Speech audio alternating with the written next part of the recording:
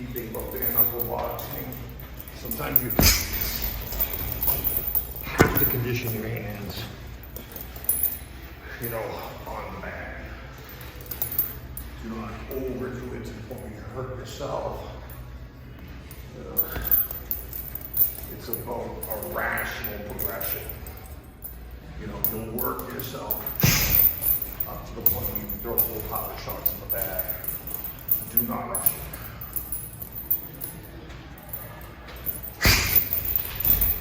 That was the old bare-knuckle boxing vertical fist. The modern version, down, is overall more efficient, but there's still places for that. There are still places, you know, for that vertical fist to slip in. The kickboxer, being a Hari, a lot of times, like a guy will be playing that real tight glove approach, and and he'll just lock into it straight, and like the guy is kind of expecting to catch it. The vertical fist, it kind of just slips right through that guy than where the guy's expecting his gloves to catch it. And also the vertical fist,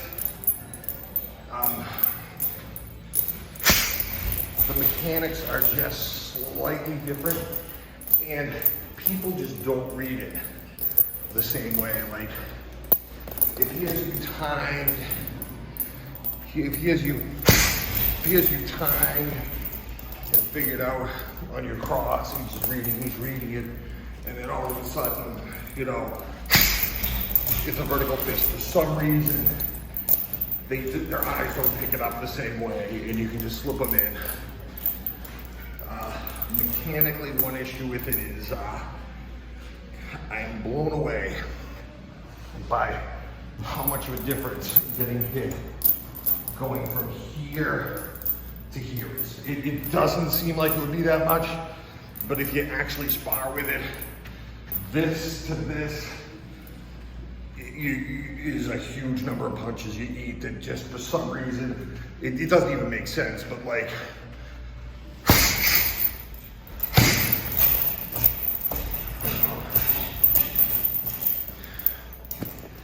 it doesn't even make sense, you know. But like, you'll just find yourself when you switch from this to this, you just start eating a lot of leather you don't normally. So there are little mechanical advantages and disadvantages. There is a reason why boxing transitioned from this to this. This is overall mechanically more efficient, but there are still places for the traditional bare-knuckle vertical punch. Do you use it as a cleanup sometimes, like Kovalev? Like he'll knock somebody out with a jab sometimes, like that, like a vertical 1-2-1. Yeah.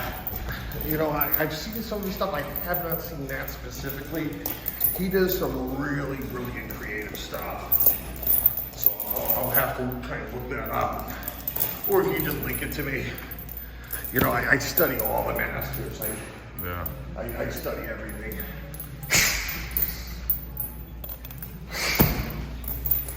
And remember, you don't just have to use the heavy bag for,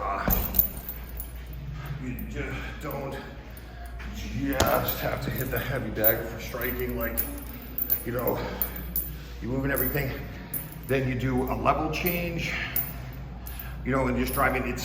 It's hard to get the equipment to get that drive. You don't always have a partner, you know, but it gives you the feel for it. The street level change or the MMA level change is not the same animals as the wrestling level change. You do not need to get that low. Like, the key to the wrestling is you just have to get underneath your opponent's hips. You just have to get underneath your opponent's hips. If the guy is in a wrestling stance, you have to drop to one knee to do that a lot. If the guy is up here, you really don't have to get that low. You're playing, you know, you do like you know, a Chris Bird straight slip. And then you just in here. And this is when you practice driving your head and just gonna get that motion.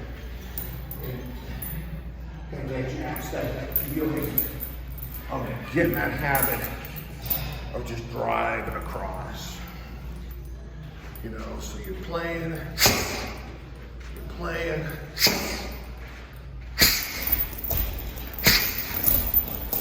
know, you're playing around.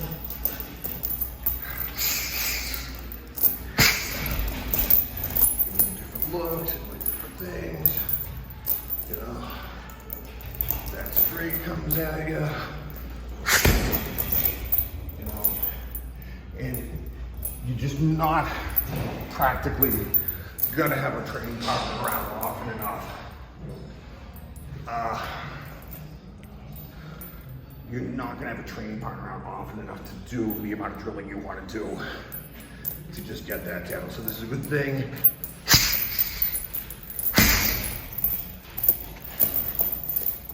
And it mixes it mechanically, you know, with your striking and your shadow boxing. If you do them separately, there's a mental change in the gears you don't want to do. You kind of just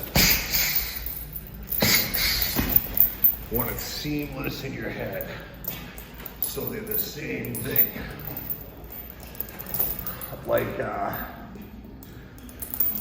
early MMA was like, you know, you're using your boxing combinations to set up your wrestling, chain wrestling combinations. Modern MMA is more, they're the same thing.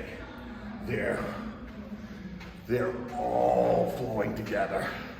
It's not boxing to wrestling. It's one and the same. Like, you know, if you have like you know, lead hand hook where you chop down, you know, you kind of just chop it down and go over the top. Wow, you chop down, you already have a level change. You're already there, just take advantage of it, you know? And any position, like boxing bob weave, like I'm using a defensive motion to load up a power punch.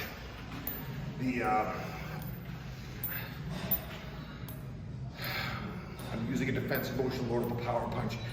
Any motion in wrestling that gets you in that position, in a similar position, loads you up for something, do it. Any position in boxing that gets you in a wrestling position. Do it.